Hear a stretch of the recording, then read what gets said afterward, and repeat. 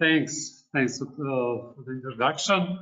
And it's my pleasure to join you today at this conference of energy efficiency measure for 3 buildings in Uzice. And our new activities we gather. In next slide, we can see some general information about your agency, and I don't read the text, and you can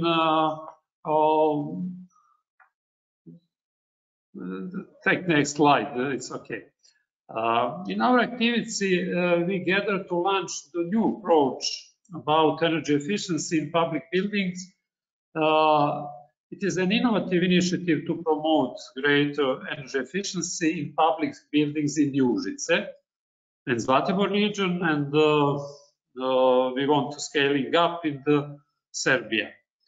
Later in the next presentation, we will see study and discussion about energy efficiency measure at sports center, swimming pool, theater, and at elementary school. We see the study as a part of broader efforts to support sustainable and inclusive growth in the city of Uzice.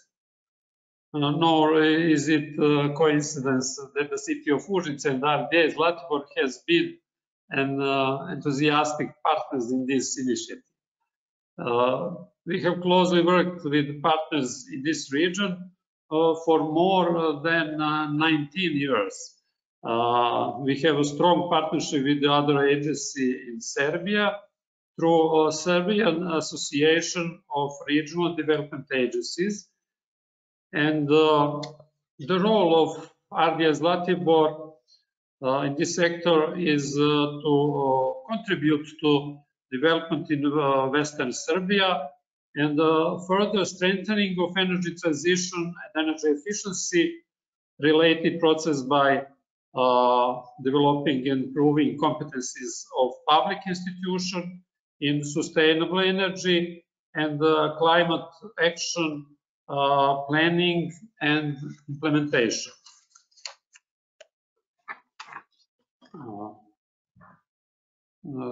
Developing and improving key regional planning documents on sustainable energy and energy efficiency, increasing awareness, capacities, and mobilization of all stakeholders on local, regional, and national level, and preparation and implementation of concrete measures both in public and private sector. Our activities are oriented toward local government units, district heating system operators, energy producers, financial institutions, households in the region and citizens, professional building managers, professional and interested public institutions. We share the vision of the climate action and energy efficiency agenda for Uzice and Western Serbia for transforming the region known as the sustainable region. Over the years, we have implemented numerous projects in support of this agenda. And finally, I am convinced that the path of better sustainable future for all of us, one with less poverty, better life prospects for all, and a healthier environment begins with thinking and acting locally in Uzice and Serbia. You are walking along that path, and I wish you every success. As our next speaker will be Mrs. Gundula Weber and Mr. Aurelio Bress from the Austrian Institute of Technology. They will share with us now the technical conclusions of their study, and that probably will give very interesting then basis for a discussion later. I would like to ask Mrs. Weber to start with her presentation, or Mr. Bress.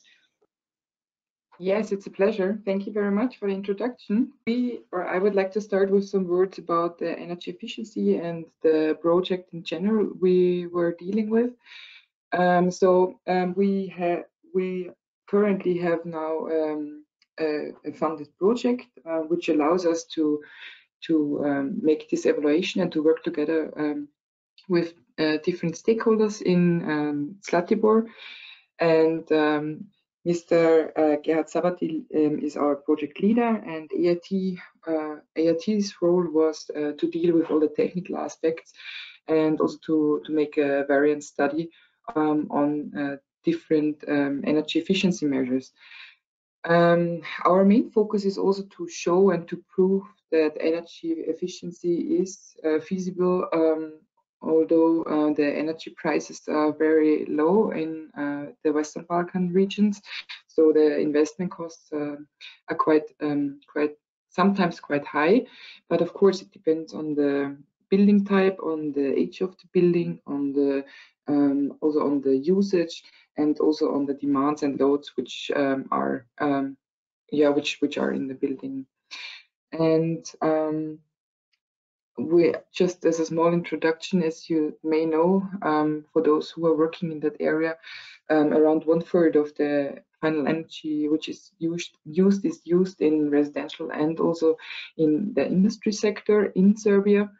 So in general, there is a quite high potential for energy savings and energy saving measures. And also when you look at the age of most of the buildings, so when you think of the lifetime of a building, it's normally calculated with 80 years or something like that. So most of the buildings, or a lot of buildings, were built in the 60s, 70s, and 80s, which use and consume a lot of energy, and which are not at a very high standard. So there is a big potential also for these buildings to install some or to make some energy efficiency measures. In general, we have two different options. So there is the construction and there is the operation where we can implement energy efficiency measures. And of course, the basis of all measures is all the times the reduction of needs, either thermal energy needs or electrical energy needs, and an efficient engineering in general. During the operation, we must know the use and also the needs of the building owner, and also of the building of the people who live in the buildings. And nowadays there are also different options with innovative components which can also communicate and which can also deal with different usage and needs. So for example, with shift loads or things like that. Thank you. Next one, please. So as I mentioned before, we have this project which we are now at the end of the, or we try to close the project and to come up with the results which we want to present today. So it was a 1-year project which is also financed by the Austrian government, and aim was to show on one hand market barriers, either technical barriers or financial barriers, and to implement different energy efficiency measures in public buildings. And thanks to Zlatko, we had the opportunity to implement these measures in Zlatibor, in the National Theatre, in the primary school, and also in a swimming pool, which we took as a showcase because there was a different usage of the buildings, and you can show the different measures and also the impacts of these measures. And then another goal of the project was to promote especially Austrian companies and also Austrian technologies, and to prove that the usage is very reasonable also in the Balkan area. So my colleague Aurélien will now present our results from these baseline studies and also from the energy efficiency measures. Thank you. Yes, thank you very much. So in the next slide, we will see an overview of the methodology which we used, which is a methodology based on simulations. Why simulations? Because we want to compare different energy efficiency measures, and we cannot implement them all we first have to try them on models to see what's the best. And here, the fairest way to do that is with dynamic building simulation.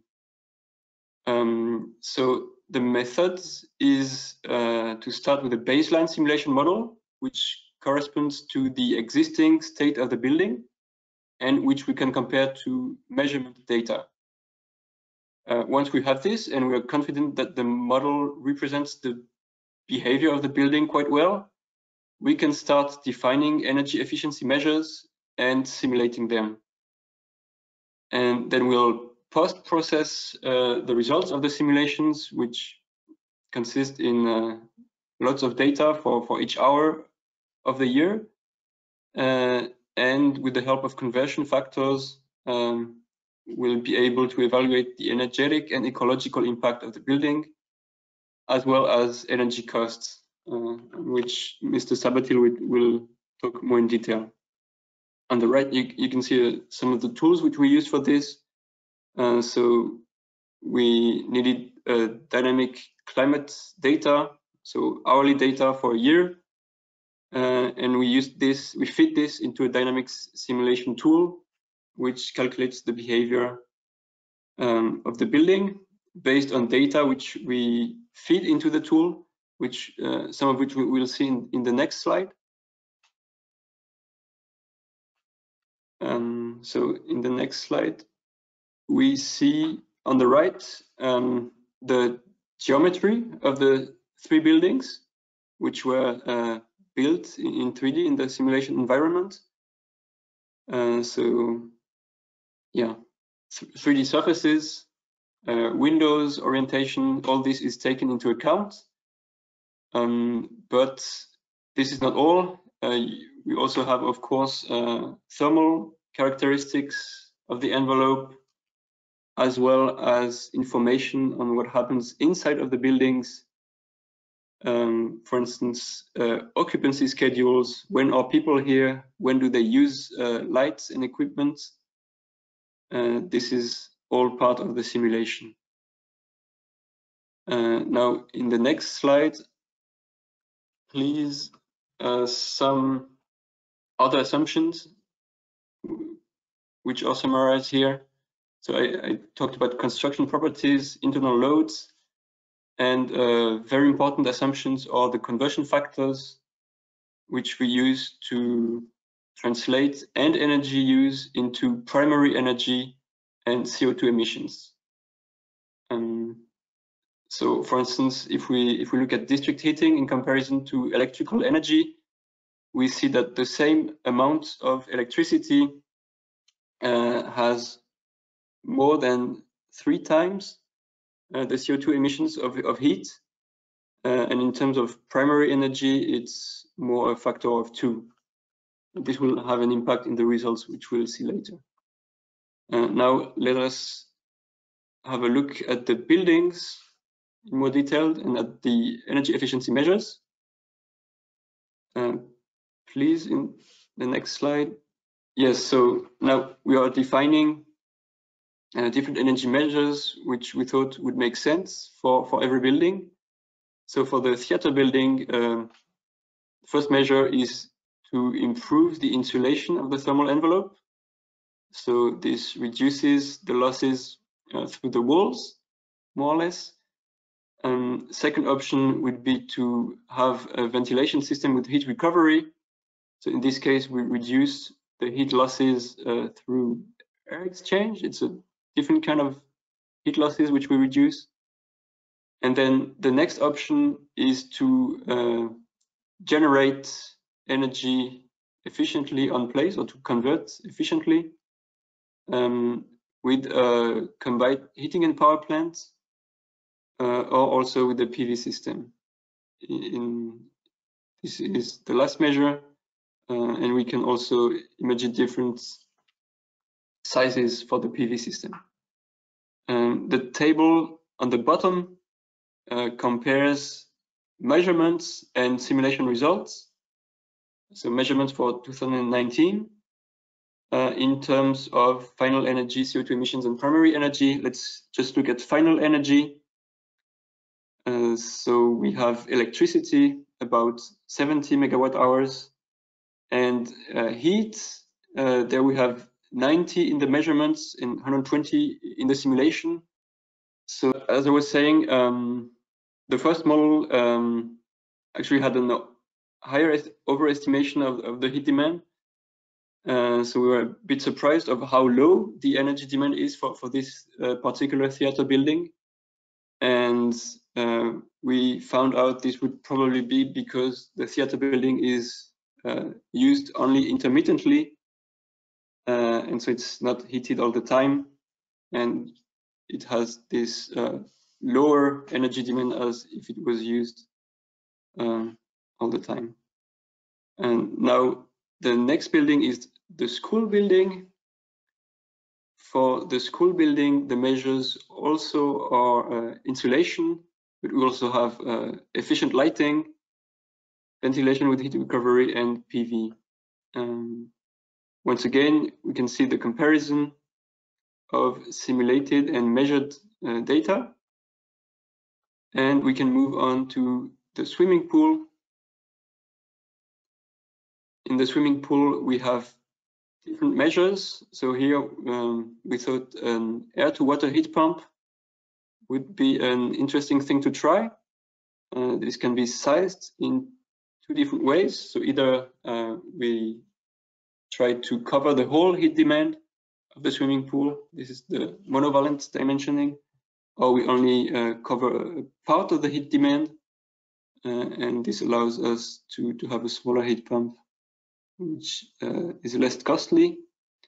Solar thermal system would also be an option, as well as the photovoltaic system. And if we look at the energy data below, we see that the energy consumption in this swimming pool is significantly higher than in the two previous buildings. And now we'll move on to the results of simulations for the different measures, starting with the theater building. So how can we interpret these diagrams? You can say each bar is a scenario. So we have the baseline on the left, and we have the different measures, and each color is an energy carrier. So we see here gray, that's the highest share of bars, at least for the baseline. This is the electricity from the grid. This is your electricity demand, which especially for CO2 emissions is very important. And we see that even in the baseline, the green part, district heat, is not so high in comparison to electricity. So when we add insulation, or when we implement heat recovery, we can reduce this district heating share, but the impact of on the overall consumption will be limited because we cannot reduce the electricity consumption. And so this is where the generation measures come in quite interesting, because with PV and with CHP you can generate electricity and feed it into the grid at an advantageous tariff. Okay, now the school building. Once again, we have electricity and district heating. Here the share of heat is higher than in the previous case. It can be reduced with insulation of the external walls, especially insulation of the external walls, and improved windows allows us to reduce the heat demand. The installation of LED lighting can reduce the electricity consumption, but interestingly, it also leads to an increase in heat demand. And the ventilation with heat recovery has the opposite effect, as it reduces heat demand but increases the electricity demand because we have to move air with the mechanical system. yes, PV is, as always, it enables us to have these negative emissions, negative consumption. Finally, the swimming pool.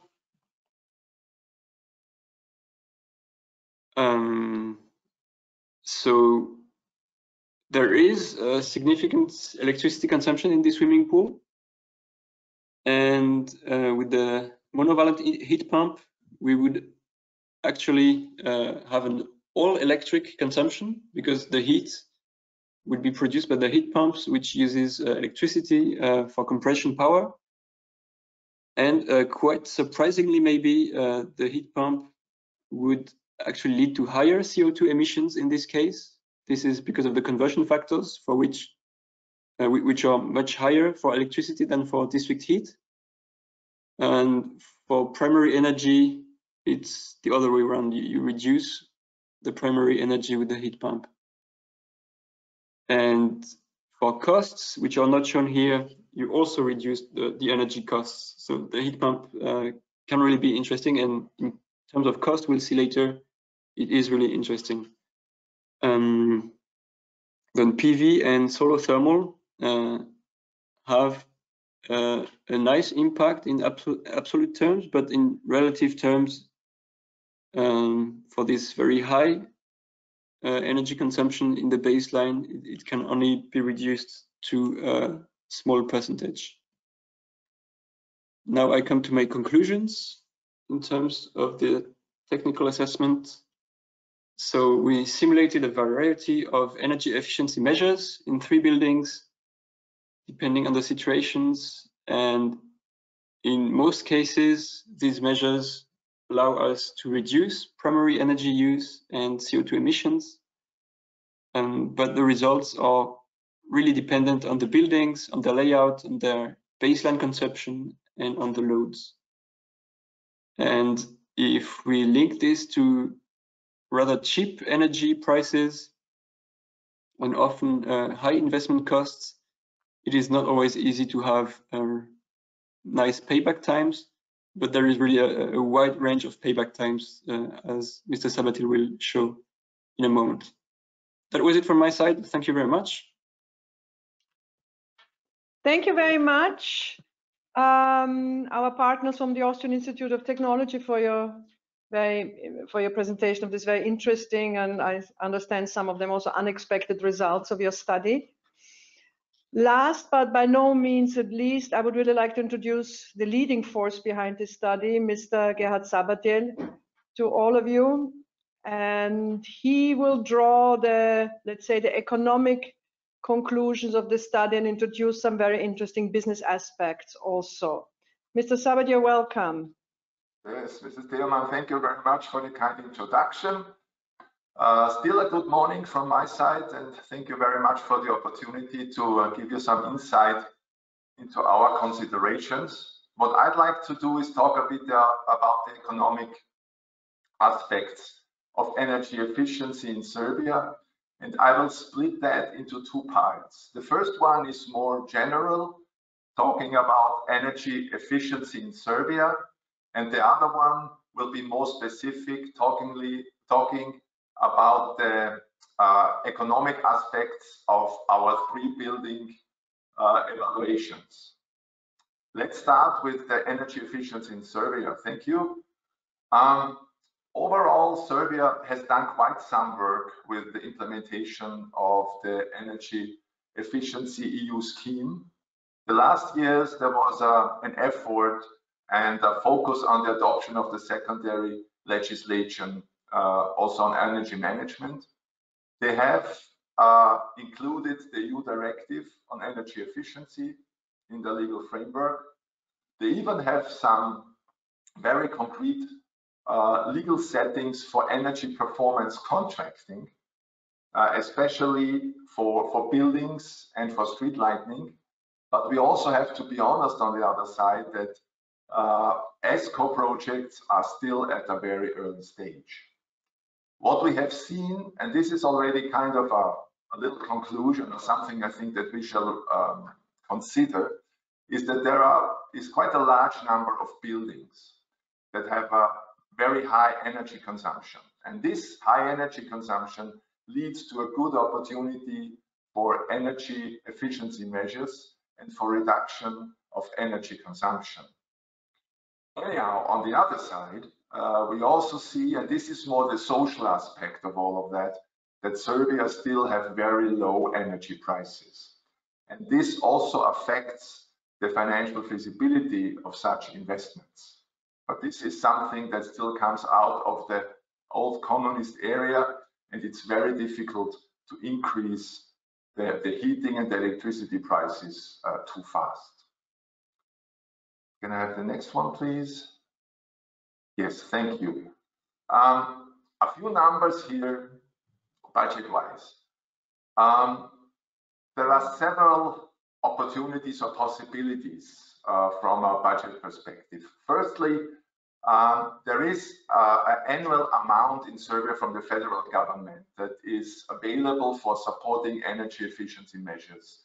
For 2020, this was 4.25 million euros dedicated to energy efficiency projects. Additionally, there's a budget fund that is approved annually, and usually this is around 1.4 million euros. And there's one principle that comes with that, and this is the one project, one municipality principle. This means that one municipality can get support for one project. On the other hand, we also have the Public Investment Management Office that supports local governments and municipalities in relation to the reconstruction and the improvement of public facilities. And I think this is very interesting now, there is also the plan to fund or to introduce an energy efficient fund in 2021 for co-financing of energy projects. And this comes directly from the Minister of Energy. And the planned size of the fund is estimated with 21.6 million euros. And I think it's also quite interesting and worth mentioning, it shall be financed by energy efficiency fees paid by Serbian citizens. Yeah, thank you. I also want to talk a bit about Uzice itself, because our project was mainly focused on Uzice, and also the municipality and city of Uzice has some budget reserved for energy efficiency measures. The main focus here with the municipality is on private households, on the purchase and change towards eco-friendly boilers and also thermal insulation of private houses. In 2020, the municipality of Uzice subsidized 200 projects worth 334,000 euros. And for 2021, there is a municipal budget of 375,000 available for such projects. So this might also create an opportunity probably for some Austrian companies.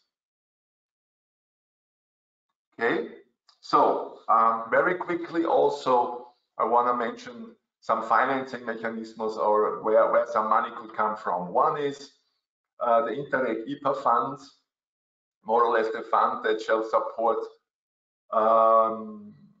new EU members with aligning with the EU regulatory framework. But this IPA fund also has one column that deals with energy and environment. And Serbia has been quite active in the last years to receive funds out of that. And this was more than 300 euros in the last 6-7 years. And the good news is that there is a new tool for the period 21 to 27. It's called IPA 3. So money or funding out of this mechanism should continue. Another one that is probably more relevant for specific projects is the Western Balkan Sustainable Energy Financing Facility. And this is a credit financing facility that is provided by the EBRD. And it works based on an indirect support, which means that EBRD grants loans to partner banks, and the partner banks then use this money to finance investments in concrete energy efficiency projects. In Serbia, we have quite some banks participating in that, also some Austrian banks, like the bigger ones like Raiffeisen Bank, like Erste Bank, but also Unicredit Bank. And besides Austrian, there are many others like Bank Intesa, for example, is a quite big player here. And this funding is available for municipalities, also for ESCOs, also for service providers, municipal service providers. And for these municipality buildings, it can go up to 2.5 million euro per project. What's important to know and understand is that there are certain requirements that I've just put them here, is that the CO2 reduction emission, or the CO2 reduction shall be around at least 20%. And for the retrofitting of buildings, the measures shall make the building more than 30% energy efficient. Okay, and now let me talk a bit about our specific evaluations. Some general things first before we talk about the 3 buildings. The first one is we used a 20 years project period for all the 3 buildings and for all the energy efficiency measures to make it more comparable. We also used an increase for the energy price of 2% per annum, and we used an interest rate for calculation purposes of 1.5%. We tried to consider both the CO2 opportunity and the business opportunity, so the feasibility.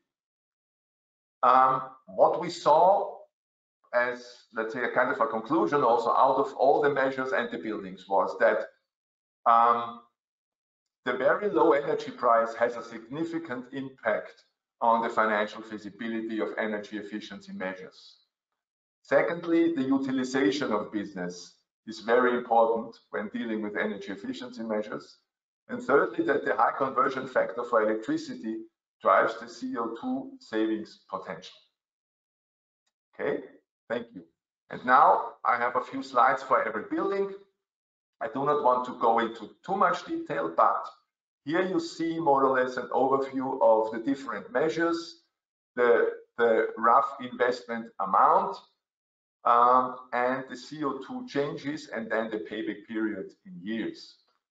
We see that we have, let's say, different measures like isolation, the heat recovery, the CHP, and the 2 photovoltaics.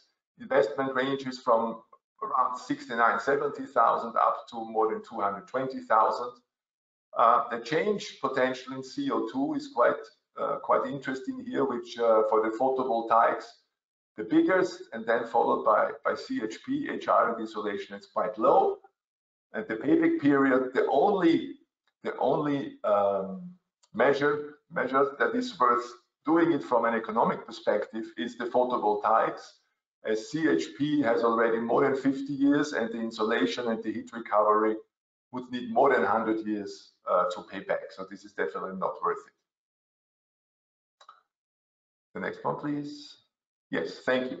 Here I have a chart on the right side, probably to make this easy to understand, kind of a picture. You see the isolation is really at the bottom. Also heat recovery stays below the line, and the 2 photovoltaics reach positive values after 16, 17, 18 years. Okay. Yes, thank you. This is the CO2 reduction potential. We also see that the photovoltaics and the combined heat and power have a quite good potential for the CO2 reduction, versus the insulation and the heat recovery result is very, very marginal, not really significant. Next one, please. Yes, and here are the results more or less. First, the low utilization of the theater building has a significant consequence for the sustainability of the energy efficiency measures. Well, this is mainly because usually when you need most of the energy in the evening, there's just you need a lot of light. During the day, more or less, there is nothing. The building is also not used for certain periods of time. So as Aurélien mentioned earlier, the whole energy consumption of the building is quite low, and we were a bit surprised how low this was. Both photovoltaic measures lead to positive financial results during the project period. I touched on that, and show also the best CO2 reduction opportunities. The electricity that might be produced, that's also interesting, is because of most of the energies needed in the evening would be sent to the grid and would not be used within the building, which is also something that should be considered. The other measures, as I said already, are not financially feasible within the project period, and the CO2 reduction potential is relatively small for the other measures, except for the photovoltaics. Okay, the next building. Okay, this was the school. Here we have the 6 measures, including the 2 different photovoltaic sizes. You see there's quite a big variety of investment here. The smallest is the LED, which is just around 17,000 euros. And then if we like to improve the whole envelope of the building, we reach around 650,000. Interestingly, the payback at the bottom shows that the best opportunity here is again the photovoltaics, versus the envelope has a payback period of more than 90 years, and the LED still reaches positive results within the project period, although the investment is very, very small. The next one. Here again, on the chart, you see the photovoltaics and the LED reach profitability after 18, 19 years. So within, but the envelope and the improvement of the walls, they will not reach positive results. The next one, the CO2 here, also the photovoltaic and the envelope.